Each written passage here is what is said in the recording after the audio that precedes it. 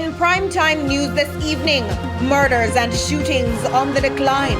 More problems in the Rio Cobre as fish used to restock the river are dying. And later, no debate. Passage of changes to the Child Care and Protection Act stalled.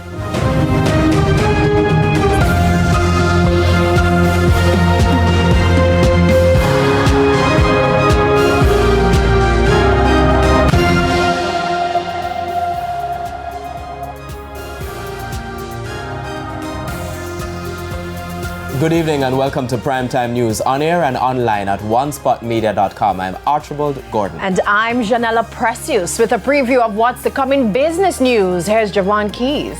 Well, Janella, low-cost carrier Frontier is dropping 2 of its services to Jamaica. I'll tell you which 2 and why a little later on. Thank you, Keys. And Spencer Darlington is here with a preview of what's to come in sports.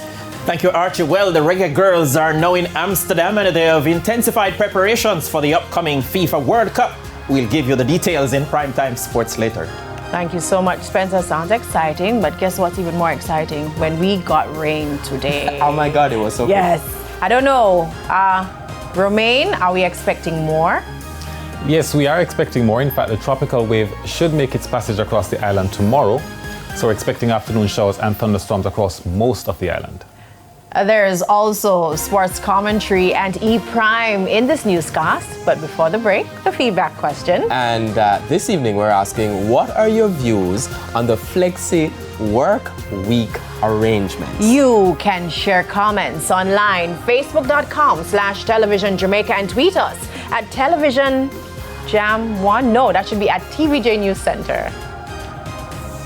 Please stay with us. Primetime News returns after this break.